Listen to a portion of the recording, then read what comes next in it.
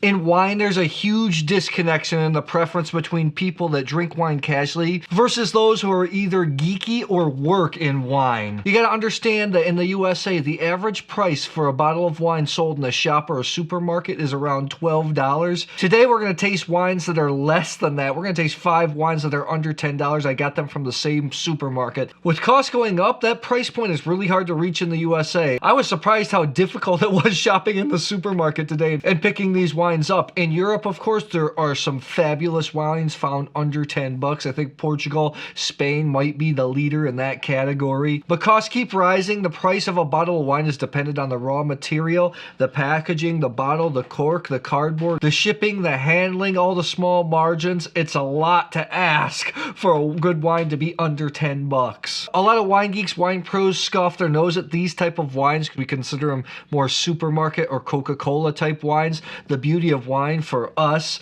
is the variability between vintages, between regions, even between producers making the same variety or the same wine. However, these type of wines are made to be consistent every single vintage. Us wine geeks get that rush of finding a hidden gem. However, most people that drink wine just want something that's dependable and delicious at a great price point. I'm gonna taste these wines. I don't know what to expect. If I'm a little bit harsh, I have to remind you to drink what you like. Wine is meant to be enjoyed, to be shared with friends and family. It keeps the ones that we love at the table a little bit longer. We all started somewhere. I started with these wines. Actually, my first wine was a Boone's Farm, and I think that's the first time I actually got drunk. Oh. My hope is that maybe you can't afford to drink a little bit better. You start drinking these wines, and eventually the wine bug bites you and you start drinking more artisanal wines, wines from smaller producers. But hey, it's all up to what your prerogative is. Let's get tasting. First up, famous brand, we have the Barefoot Pinot Grigio. Has this nice little gold emblem, $5.39. All these grapes are sourced from California vineyards. Pinot Grigio, super famous, made famous by the bottles from the Veneto in Italy.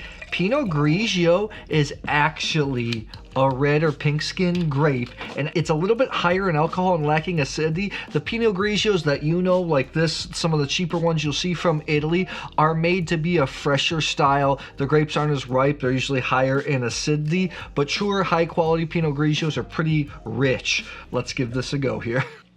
It smells like a Pinot Grigio. It's got this pineapple, the subtle tangerine, lemon peel type flavor, a little bit of slate white pear. It actually smells pretty decent. On the palate, it's crispy, it's zesty. I can see why this wine is so popular. It even has a decent finish. This is showing like an 86 point wine. I think for $5.39, you know, can't really go wrong. Pretty decent. Tasting it again, inexpensive wines are made with lesser quality grapes, so sometimes the finish isn't as good. Right now the finish is falling apart a little bit. Maybe I was a little bit high initially, let's say around the 84, 85 point type range, but it's a solid wine. You could do a lot worse. Another reason there's such a big disconnect in wine is people that get into wine, have more experience in wine, their taste tends to be a lot different from those who drink wine casually. A lot of casual wine drinkers want something that's a little fruity, even a little sweet, even though most people say they like a dry wine. People that get into wine hardcore usually like some more earthy tones, subtle nuances, but it's fine. We all don't like the same hamburger. We all don't like the same meal. Let's move on here. We have the Parker's Estate Pinot Noir from California. This is $8.99. Little hack, you don't really have to cut the foil. You can use the heat from your hands and you can just twist that capsule off just like that. There's always big demand for Pinot Noir. Usually in America, to drink a high quality Pinot Noir, you're gonna spend at least 25 bucks, sometimes at least up to 50 bucks, depending on the region. I'm actually really excited to see how an $8.99 Pinot Noir will taste, but let's see. You can tell it's Pinot Noir, so it has some raspberry type notes. It has this artificial wood chip type of flavor. What happens in higher quality wines is they're aged in oak barrels. Those oak barrels are expensive, they cost money. For cheaper wines, they usually use oak staves, basically slabs of oak or oak chips to impart some of that flavor. All about economy of scale to get to inexpensive wine. So I get that, the raspberry, kind of this artificial oak. I have to say, with inexpensive wines, sometimes the fruit can smell kind of candied. This does not. I mean, it's a little oaky for me. I don't want, not something I would prefer in Pinot Noir. It doesn't have the prettiness, the floral notes, the perfume, but it doesn't smell terrible. On the palate up front, I can definitely tell it's Pinot Noir, but the wine kind of disappears. It's not as oaky on the palate as I would expect, but in essence, it's not super exciting. But I have to say, it isn't overly sweet. It isn't overly oaky on the palate. It is dry, has that juicy acidity. It just kind of disappears on the end. I'd have to say 84 points. I think at $8.99, it's serviceable wine. I've tasted a lot worse wines than this that are more expensive or in this price point, so it's actually pretty decent. The most planted red grape variety in the world, Cabernet Sauvignon. Cabernet Sauvignon, responsible for some of the greatest wines in the world. Napa Cab, Bordeaux from France. This is the Bay Bridge Cabernet Sauvignon, $3.50. Let's see.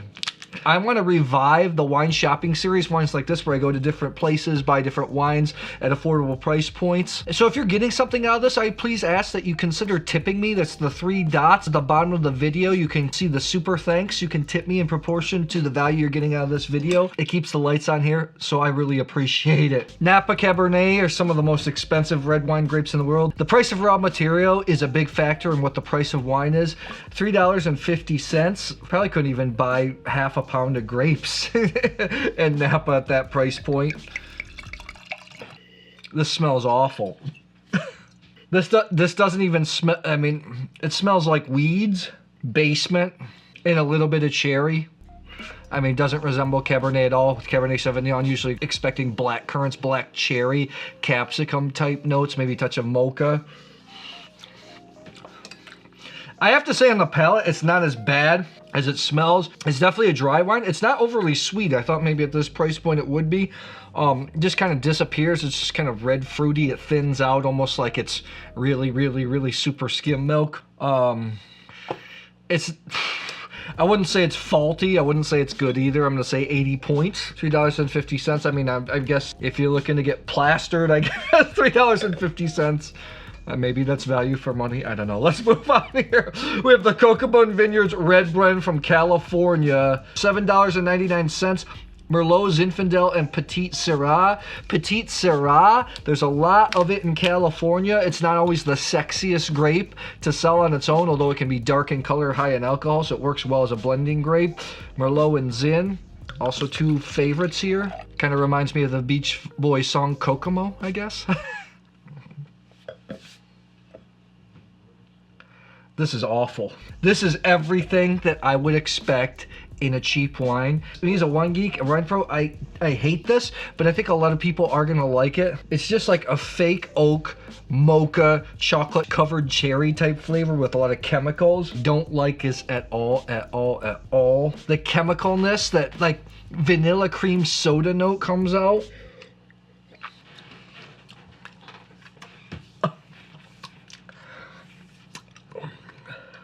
It's all like wood tan. It's all just wood tannin at the end, no fruit. Even the Bay Bridge is much better. I thought the Pinot Noir is actually pretty darn solid in this price point. I'm like 75 points on this. You know, again, here's the thing though. A lot of people are gonna like that wine. Not me at all. Not me at all. Okay, we have a medium sweet wine. This is the Fetzer Gewürtztraminer from California. No vintage on this, $7.19. Even has a dryness scale on the back. Dry, medium, dry. This is the medium sweet category. If you're looking for a value for money tip, look for grapes that are a little bit less familiar to you. Usually Chardonnay, Cabernet Sauvignon, Merlot, those Pinot Noir. Wines made from those grapes tend to be more expensive. Gewürztraminer, a floral grape that you can find in great regions like Alsace and France. You can find it all over Germany. I've had some great ones from Croatia. Give this a little rinse with all the red wine in it.